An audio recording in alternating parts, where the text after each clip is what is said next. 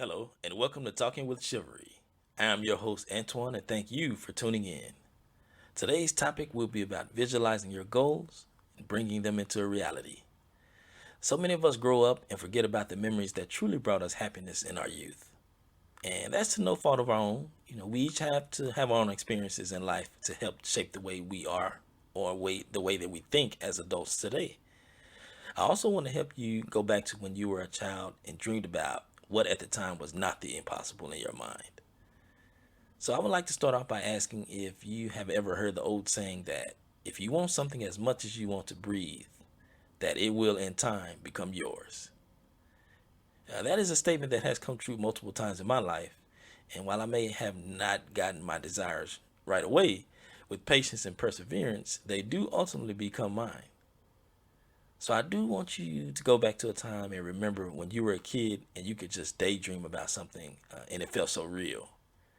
To you, no one could tell you that it would not happen or could, and that it would not come true. It is something that is instilled in most children and allows them to think without barriers, so to speak, to be able to dream at something that you could do or obtain rather than being discouraged by life's many obstacles as they become of age.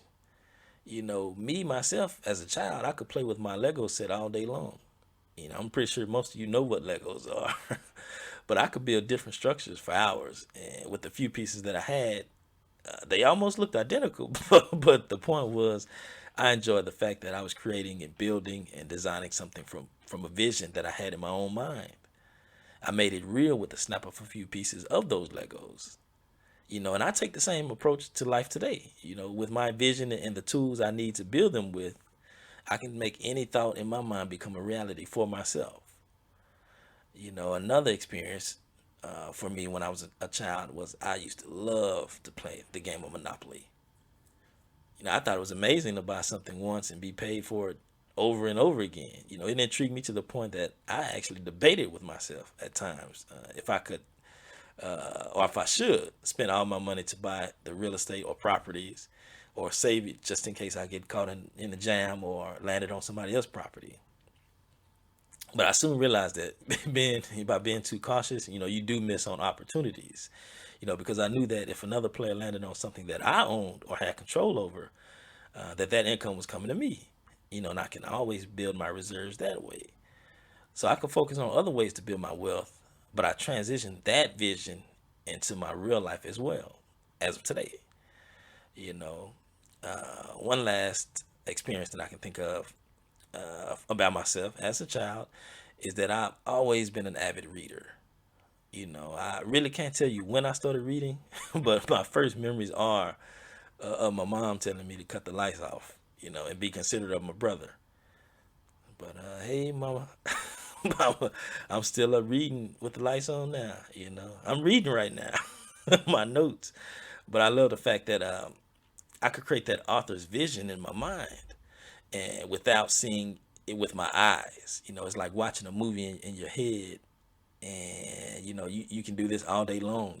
Without cutting the TV on, without cutting the Xbox on, or anything like that, PlayStation, whatever you do to visualize something in front of you with your eyes. I love the fact that I could do that with my mind, and see what the author was thinking or what he wanted us to think. I love the fact that I could start reading a book and could tell how it would end before it was even over. I feel like that early access of visualizing something in my mind prepared me for what I am truly to become. Because I'm still working on myself. I feel like I'm not where I want to be completely. So I'm still working on myself. But with all that being said, this brings me to my point of this session, which is to you. Think back to when you were a child. What did you do? What did you think about? Or what did you wanted to do that nobody had to motivate you to do? What was it that made you, well, you? What were you known for? These are the questions you should ask yourself, and also others that were around you when you were growing up. You may remember something that you did that made you so happy when you did it, or someone may help you remember how great you were at something that came so natural to you. And when you do come up with these memories, write them down. Begin to set time for yourself to daydream about these again, these memories, these visions. Even if that means hiding in the bathroom from your kids, or hiding in the car from your wife, or hiding in, hold on. I'm giving away all my spots, but you get the point. Make sure that you can make some time for yourself to think and embrace those memories, free of distraction. And once you have that, those thoughts about those memories and visions, begin to act on them. Slowly at first, because you don't want to jeopardize anything that you have going for you right now, or anything that you built. You definitely want to transition nicely. You know, so, and especially if you have a family, that may be dependent on your ability to bring in income. Moving too fast on these visions and not actually accomplishing them, or as fast as you want to right away, may deter you from moving forward. So, take your time with this. It's your new baby. But the point of this session, which, as I stated, was about you. But the point is that our visions are tools that we have to bring out of our minds. We use these tools to create and build upon and turn into a reality. So these tools, when sharpened and polished, can allow us to build ourselves out of any situation. Once we figure this out for ourselves, there is nothing that can stop us from achieving these goals that we sought and lay out for ourselves, families, and friends.